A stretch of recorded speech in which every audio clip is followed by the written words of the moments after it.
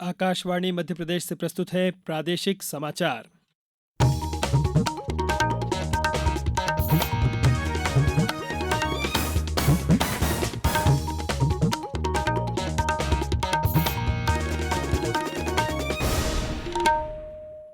नमस्कार, समाचारों के साथ मैं नवनीत चौबे। सबसे पहले इस बुलेटिन के मुख्य समाचार। मुख्यमंत्री डॉक्टर मोहन यादव ने बालाघाट और छिंदवाड़ा में करोड़ों रुपए लागत के विकास कार्यों का लोकार्पण और भूमि पूजन किया। आयुष मंत्री सर्बानंद सोनोवाल ने आयुर्वेद के जरिए स्वास्थ्य जांच और प्रबंधन की राष्ट्रीय परियोजना की शुरुआत की।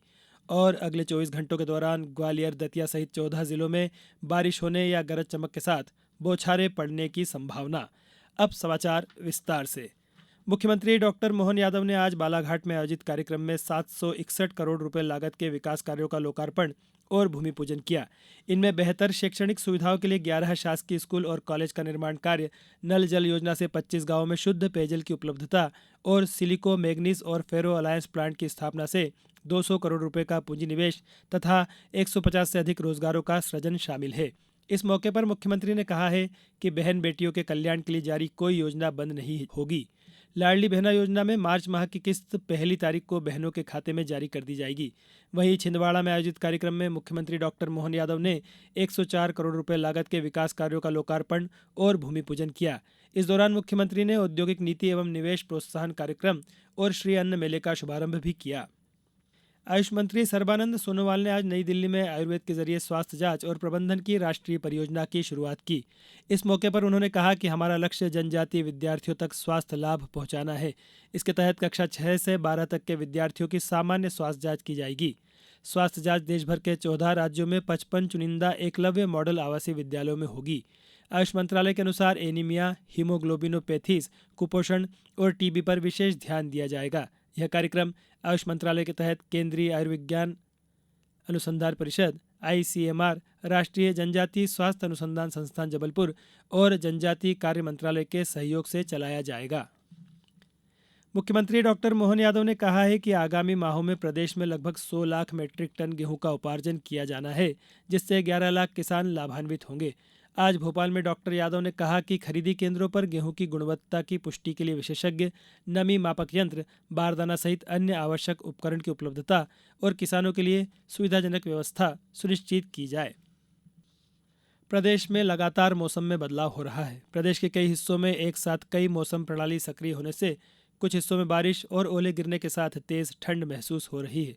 वहीं अन्य हिस्सों में अब तापमान में बढ़ोतरी होने से धूप चुभने लगी है। प्रदेश में सबसे अधिक 34.2 डिग्री सेल्सियस तापमान दमोह में, जबकि सबसे कम 13.5 डिग्री सेल्सियस तापमान उज्जैन में दर्ज किया गया। पिछले 24 घंटों के दौरान राज्य के ग्वालियर, चंबल और सागर संभागों के जिलों में कहीं कहीं बारिश हुई। सबसे अधिक 5 मिलीमीटर बारिश अटेर और लाहौर में दर्ज की गई। मौसम केंद्र भोपाल ने अगले 24 घंटों के दौरान राज्य के ग्वालियर, दतिया, भिंड, पन्ना, छतरपुर, टीकमगढ़, निवाड़ी, शिवपुरी, सीधी, रीवा, सिंगरौली, मऊगंज, सतना और मुरैना जिलों में कहीं कहीं बारिश होने या गरज चमक के साथ बौछारें पड़ने की संभावना जताई है। अब एक जरूरी सूचना। दूरदर्शन केंद्र भोपाल के समाचार एकांश में समाचारों के संकलन के लिए स्ट्रिंगर्स का एम्पेनलमेंट किया जा रहा है। दूरदर्शन केंद्र भोपाल प्रदेश के सभी जिलों में अपने स्ट्रिंगर्स रखने के लिए आवेदकों से आवेदन आमंत्रित कर रहा है। आवेदक को अपने आवेदन पत्र में कस्बों एवं शहरों के नाम के साथ उल्लेख करना है जहां से वे प्रसार भारती के लिए काम करने के इच्छुक हैं। इस संबंध में और अधिक जानकारी प्रसार भारती की वेबसाइट prasarbharati.gov.in पर उपलब्ध है। इच्छुक अभ्यर्थी प्रसार भारती के वेबसाइट के वैकेंसी सेक्शन में जाकर स्ट्रिंगर एम्पेनलमेंट से जुड़ी जानकारी प्राप्त कर सकते हैं। स्ट्रिंगर के नए एम्पेनलमेंट के लिए पुराने पैनलबद्ध स्ट्रिंगर्स को भी आवेदन करना अनिवार्य है। अब कुछ समाचार संक्षेप में। देश भर में रेलवे स्टेशनों के आधुनिकीकरण को लेकर बनाई गई अमृत योजना के दूसरे चरण में अशोकनगर रेलवे स्टेशन का 26 फरवरी को प्रधानमंत्री नरेंद्र मोदी ऑनलाइन भूमि पूजन करेंगे। लोकसभा चुनाव के मद्देनजर शहडोल जिले में EVM और वीवीपैट की FLC का कार्य पूरा हो गया है।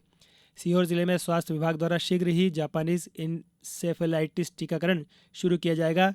इसमें 1 से 15 साल तक की उम्र के बच्चों को टीका लगाया जाएगा। नीमच जिले में भारतीय डाक विभाग द्वारा 9 से 15 वर्ष आयु तक के छात्र छात्राओं के लिए अंतर्राष्ट्रीय पत्र लेखन प्रतियोगिता 2024 का आयोजन 10 मार्च को किया जाएगा। उप मुख्यमंत्री जगदीश देवड़ा ने मंदसौर के नए कलेक्टर कार्यालय में पासपोर्ट कार्यालय का शुभारंभ किया। नगरीय विकास एवं आवास राज्य मंत्री प्रतिमा बागरी ने आज जिला चिकित्सालय सतना में स्वास्थ्य सुविधाओं और साफ सफाई की व्यवस्थाओं का निरीक्षण किया। समाधान आपके द्वार कार्यक्रम के तहत आगरमालवा में कल आयोजित किए गए कार्यक्रम में निराकरण योग्य प्रकरणों का आपसी समझौते से निपटारा किया गया। जनजातीय कार्य मंत्री विजय शाह 22 फरवरी को खंडवा जिले के ग्राम आवल्या रोशनी में स्थानीय कार्यक्रम में भाग लेंगे। अंत में मुख्य समाचार एक बार फिर।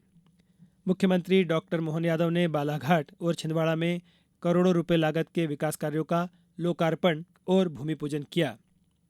आयुष मंत्री सर्बानंद सोनोवाल ने आयुर्वेद के जरिए स्वास्थ्य जांच और प्रबंधन की राष्ट्रीय परियोजना की शुरुआत की और अगले 24 घंटों के दौरान ग्वालियर, दतिया सहित 14 जिलों में बारिश होने या गरज चमक के साथ बौछारें पड़ने की संभावना। आज इस बुलेटिन में बस इतना ही। नमस्कार।